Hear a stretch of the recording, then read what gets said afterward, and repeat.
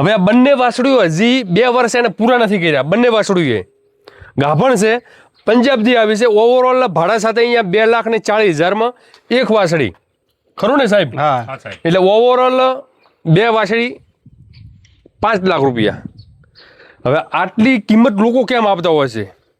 શું એની અંદર રીઝન હોય? મિત્રો, ઘણી બધી એવી ગાયો તો આપણે લેવા છે સાહેબ, 40, 50, 60, 70,000માં મળી જાય છે. હવે 2,40 એટલે સમજી લો કે આ લોકો એમ કહે છે કે આ બધી હવા એવી વાતો છે, આ ગાયોની કિંમત વધારે. આની ટોટલ ઉંમર કેટલી થઈ છે આની? ટોટલ ઉંમર લગભગ ગણો ને કે 12 થી 13 મહિને ગાભણ થઈ ગઈ.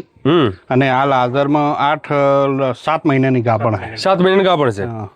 અચ્છા, આ કેટલામાં પડી? આ લગભગ ભાડા હાથે 2,40. 2,40. બ્લેક ભાડા હાથે 2.5 સુધી. ભાડા સુધી 2.5. એ થોડી મોંઘી પડી. મોંઘી પડી. તબેલા ઉપર ફરે એટલે આવી વાસળી ફ્રીમાં આપી દે. ભાઈ લો, અમારા પાસે પશુ વધારે, તમે લઈ જાઓ. હા, એ હવે તમે અહીંના લીધી પંજાબ હરિયાણા લઈને 2,40 આલ્યા. પણ ત્યાંનો રેકોર્ડ હોય લગભગ 5 વેતર સુધીનો એનો રેકોર્ડ હોય. બરોબર, એની માનો એની દાદીનો બધો ઈ રેકોર્ડ હોય. એના લીધે ઓપન સારી રીતે સમજાય કે અને દૂધનો પણ એનો રેકોર્ડ હોય કે આ ભાઈ આટલું દૂધ આપશે. એટલે એનું કેવું કે અહીંયા 40 આપે છે તો આપણા વાતાવરણ પ્રમાણે 35 લીટર કરે દિવસનું. બરોબર, પેલિયાતમાં 35 કરે તો સારું કહેવાય. હવે જો જે શખ્સિયત છે એ બનાસ ડેરીના એઆઈ કર્મચારી છે, પશુની ટ્રીટમેન્ટ પણ કરે છે. હવે અત્યારે તમારા વિસ્તારમાં સમજી લો કે આવા પ્રગતિશીલ, આવા સમજદાર એઆઈ કર્મચારી હોય તો તમારા ગામનો, તમારા આડોશ પાડોશના ગામનો હરેક વિકાસ થાય. હવે સમજી લો કે એ અત્યારે ફિલ્ડમાં ફરે છે, એ સંવર્ધન કરે છે. અને સંવર્ધન કરીને સમજી લો કે અત્યારે એમને જે આ વિસ્તારમાં જે ગાયોમાં જે દૂધ જોવા મળી રહ્યા છે, જે રેકોર્ડ જોવા મળી રહ્યા છે, ખરેખર મિત્રો અદ્ભુત રીતે જોવા મળી રહ્યા છે. બ્રીડિંગ શું છે સમજી લો. હવે જે આર્થિક રીતે મજબૂત હોય એમને 3, 4 ને 5 ભેટીઓ આપણે બ્રીડિંગ કરવું પડે એની જગ્યાએ હવે સાહેબનો સહારો લે. ઓછામાં ઓછા 20 વર્ષ લાગી જાય. રાઈટ વાત. બ્રીડિંગ આપણે અહીંયા પેદા કરવું હોય તો 20 વર્ષ લાગી જાય. એના કારણે થોડા ભાવ ઊંચા આપ્યા છે કે 20 વર્ષ એકદમ ઓપે આગળ નીકળી જાય. અને એના બચ્ચા સેક્સ સોટેડ જ હોય એટલે બચ્ચું સીધી ઢોકળી જ નાખવાનું હોય. વાછડી દાવે. હા, વાછડી દાવે. અચ્છા, જો મિત્રો હું બતાવી લઉં થોડું. હવે અહીંયા તમે જોઈ શકો છો. હવે જે આ ગાય છે સમજી લો, આ પહેલા વેતરમાં વિયાવાના છે, પણ એમની તમે હાઈટ જોઈ લો. પર્ટિક્યુલર એમની હાઈટ છે ને, આપણી જે સ્થાનીય બ્રીડ છે ને, કોરસ બ્રીડ, એના કરતાં હાઈટમાં પણ બહુ સારી એવી છે, બહુ મોટી એવી છે. 5 લાખ આપે એનું મેઇન રીઝન હોય છે કે એનું જે દૂધ ક્ષમતા. સાહેબ શું રેકોર્ડ કીધા છે, કેટલું દૂધ આપી શકશે?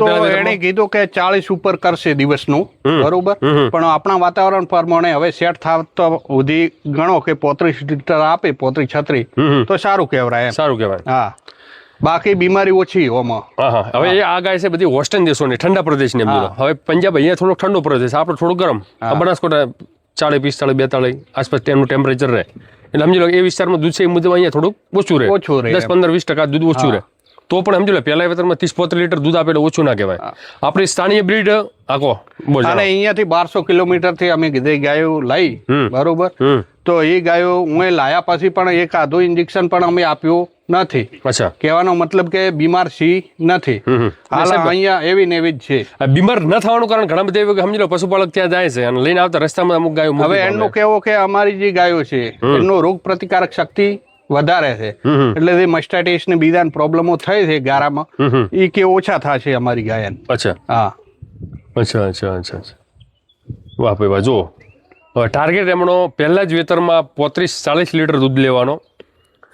હા, અને પ્લસ એમની પાસે સમજી લો કે પેઢી, એનો બાપ કયો હતો, એની માં કઈ હતી, એનું કેટલું દૂધ હતું, એ ધીમે ધીમે સ્ટેપ બાય સ્ટેપ એ બધું પ્રોવન બુલ કહેવાય ને, રેકોર્ડ વાળા એમનો જે બ્રીડિંગ કરતા આવ્યા છે. એટલે એમને ખબર જ છે કે આ જનરેશન છે એ દૂધ આપવાની જ છે. આ લગભગ 5મું જનરેશન છે. આ 5મું જનરેશન. અચ્છા, તો હવે તમારે જે આવશે વાછડી તો 6ઠું જનરેશન. અચ્છા, એટલે સમજી લો કે અહીંયા જે તમારી શરૂઆત કહેવાય ને, પેલો આપણે કોઈ બી નાના છોકરાને ભણવા મૂકો એટલે શરૂઆત એને એકડો કક્કો 12 એકડી શીખવું પડે. ના તમે ડાયરેક્ટ 5મા ધોરણમાં બેઠા છો, ડાયરેક્ટ સીધા 5મા ધોરણમાં. એટલે ઓનું જે સમજી લો કે જે તમે ઇન્વેસ્ટ કર્યું છે એનું જે કહેવાય ને આવક, એની મહેનત ખરીદી એમ કહેતા હતા કે આ અમારી મહેનત તમે લઈને જો હો. બરોબર, વાત રાઈટ છે. પૈસા આપો હો પણ અમારી 15-20 વર્ષની મહેનત છે એની પાછળ. હવે જો એ એમણે મહેનત કરી, આ 20 થી 22 મહિનાની અંદર વિયા છે, ખરું? હા. હવે બનાસકાંઠામાં એવા તો કોઈ એવા ફાર્મ નથી પ્રગતિશીલ કે 22 મહિનાની અંદર નીચે ડોલ લઈને બેહે દૂધ લેવા માટે. કદાચ આપણે કેર હારી કરે તો કદાચ વ્યાય પણ ખરી, પણ પાછળથી આપણે દૂધ કાપી નાખે છે ગાયો. બરોબર, પેલા 2-3 મહિના કે 4 મહિના દૂધ આપે, પછી પાછળથી સીધું અડધું દૂધ થઈ જાય. હવે એનું કેવું અહીંયા લગભગ 15-16 લીટરે ડ્રાય કરતા હતા. બરોબર, હા, 16 લીટર આખા દિવસનો ના ટંકનો ટંકનું 16 લીટર દૂધ હાજરમાં અને ડ્રાય કરતા હતા. વાહ વાહ. બરોબર, એના લીધે અમે ફર્યા, અઠવાડિયું ફર્યા, બધું જોયું અને પછી ખરીદી કરી. તો તમે જે ફાર્મ ઉપરથી લાવી છે ફાર્મ તો મોટો હશે, હાઈટેક હશે.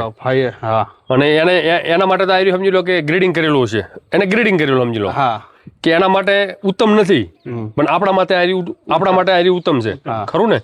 એના માટે તો ફર્સ્ટ ટાઈમ કે એના માટે તો આ કમ્ફર્ટેબલ નહીં હોય, એને ગ્રેડિંગ કરી. આપણે નથી ગ્રેડિંગ કરાવતા કે હવે આ આપણો કોમનું નથી, આપો. પણ અમે નથી કહેતા ખોનીનો જે આળો હોય એ પણ આપણા માટે કિંમતી હોય છે. ના, અહીંયા એવો ગ્રેડિંગ બીજું કોઈ ન હોય. એને ઇફર ઉભી હોય 50 આવે ધારો કે, તો 50 માંથી આપણે સિલેક્ટ કરવાની હોય, પણ પૈસા એના મોટાના માજા હોય. બરોબર. અચ્છા, તો આપણે પૈસાની કિંમત ઈ કરે, એ કિંમત આપણે આપવી પડે. આપણે ગમે જેના ઉપર હાથ મેલ્યો, હા, એ પસંદગી આપણે પૈસા એમને આપવા પડે. એમને આપવા પડે. કોઈ બી ગાય આપણી સાણી બ્રીડ છે, પેલા વેતરમાં વિયાણી એને 25 લીટર દૂધ આપ્યું, રેડી, ચાલુ કર્યું, ગાભણ થઈ, દૂધ તરત તોડી નાખે. હા, એ પ્રશ્ન બને છે ને મોટે ભાગે. આમાં શું થશે કહો? બાકી શું કે આપણી જે ગાયો છે એ ગાભણ પણ થતી નથી ટાઈમસર. બરોબર, અમુક વખતે 8-8 મહિના, 10-10 મહિના, 12-12 મહિનાથી ઓપી લઈને બેઠા, પણ ગાભણ નથી થતી.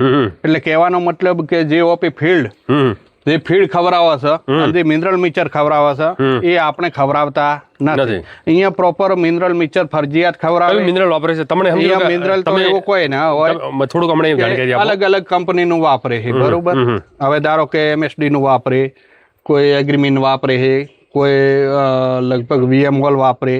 બરોબર, લગભગ 4-5 કંપનીનું સારું જે CRS છે એવો મિનરલ વાપરે છે.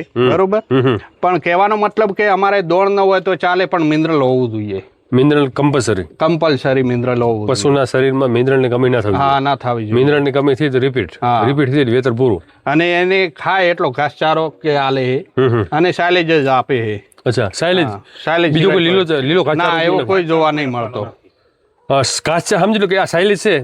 એક પશુને કેટલું સાઇલેજ જોવે? હવે સાઇલેજ એની ગાય તો કે અમારી ગાય લગભગ 40 કિલો વધુ ખાઈ કે. બરોબર. અચ્છા, હા. એવરેજ પશુ કેટલું ખાય?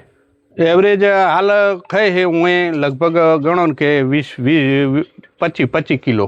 અચ્છા, એટલે જેમ જેમ બ્રીડ ડેવલપ થાય એ મુજબ એની ડાયજેસ્ટ સિસ્ટમ છે, ખોરાક પણ વધુ જોઈએ. ખોરાક પણ વધારે જોઈએ, કારણ કે ગાય એક દૂધ બનાવવા માટે બનાવેલું છે. કોઈ મશીન નથી સ્વિચ પાડી એટલે દૂધ બને. કારણ કે એને પણ ખોરાક જોવે દૂધ બનાવવા માટે, એનું લોહીનું પણ ભ્રમણ કરવું પડે, અને બધું TMR કરીને જ આપે. અચ્છા, હા. શું આપણે TMR એટલે કહેવાનો મતલબ જે આ સાઇલેજ છે, પછી હુચોલ છે, અને દોણ છે, અને મિનરલ મિક્સર, એ બધું મિક્સ કરીને જ આપે. એમને તમને શું ધ્યાન રાખવાનું કીધું? કોઈ એવી પર્ટિક્યુલર વાત કરી કે સાઇલેજ આપજો, લીલો ચારો આપજો, આ વાપરજો? સાઇલેજ સિવાય તો ખાતી જ નથી ને. સાઇલેજ સિવાય બીજું કોઈ ખાતી જ નથી. લીલો ચારો ખાતી જ નથી. લીલો ચારો ન ખાય. અચ્છા, હા. બીજું ટીક્સ ના આપવી જોઈએ, જે ઈતળી છે એ એનું કે ધ્યાન રાખજો. બરોબર, અને હું લાયા પછી એક વખત બ્લડ નો કે રિપોર્ટ કરાવજો એમ કે. અચ્છા. તો બધા રિપોર્ટ કરેલા? હા, રિપોર્ટ કરાયા. બ્રુસેલા તે બધી. હા, એ તો અહીંયા કરાયા હતા બ્રુસેલાના તો. પણ હું તો હવે આપણે કરાવવાનો કે આ કદાચ થાઇલેરિયા કે એવો બેબીઓસિસ કે એવો થઈ છે ને જે રોગો, એનો કે તમે થોડું ખબર રાખજો. હવે આપણે સમજી લો કે રિપોર્ટ કરાવવા એ તો અલગ વાત છે. રિપોર્ટ કરાવવા એ તો અલગ વાત છે, બાકી કઈ વેક્સિન કરાવી એ લોકોનો ખ્યાલ નથી. હા, વેક્સિન તો અહીંયા ફરજિયાત કે અમારે વેક્સિનેશન કરાવવું જ પડે. એટલે આપણે પાછળ છે ને. હા, વેક્સિનેશનમાં આપણે બ્રુસેલાનો કોઈને ખબર નથી ને. હાલ જે આપણી જે ભેંસની પાડીઓ છે હવે ધારો કે, બરોબર, તો બ્રુસેલાના કોઈને વેક્સિન કરેલું જ નથી. હવે સાહેબ મારા પાસે તરવાઈ જ જાય. મારે ખુદને કાંકરેજ ગાયની વાછડી વિયાણી છે, કાંકરેજ ગાય વિયાણી છે, વાછડી નાખી છે, મારે ખુદને બ્રુસેલાનું કરાવવું છે. પણ લોકો કે લાઈવ આવે છે, ઇમ્પોસિબલ છે. વેક્સિન થાય એવું પોઝિશન નથી કે લાઈવ એવું કોક આવે છે ને વેક્સિન. એ પણ થોડી ખબર રાખવી પડે આપતા વખતે. ગ્લોવ્સ ને બીજા ચશ્મા બીજા લગાવવા પડે, પણ એનાથી કોઈ સાઈડ ઇફેક્ટ તો હોતી નથી કે પણ લાગી જ જાય. બરોબર, ડેરીમાં ઘણા અમે આપ જ છે. બરોબર. લો સાહેબ ખૂબ સારું કાર્ય છે હા. અને તમારા જેવા આવા દૂરદર્શી જે માણસો હોય આવા એ કર્મચારી હોય રેડી ને તમારા આમ કે તમારી જે સમજણના કારણે અમુક આજુબાજુના હા, અમુક પશુપાલનને ઓપે સમજાયું કે આ ભાઈ આ રીતે બધા કરે છે તો આપણે પણ થોડા ઓમાં રસ રાખો તો મોણસે લાવી છે, નવ ગાયો લાવી છે, અચ્છા બરોબર. હવે એનું વિહોણ થાય કઈ રીતે રહે છે પછી આગળ વિચારશે. ઓકે હા લો સાહેબ ખૂબ ધન્યવાદ. જય ગૌ માતા. હા સાહેબ.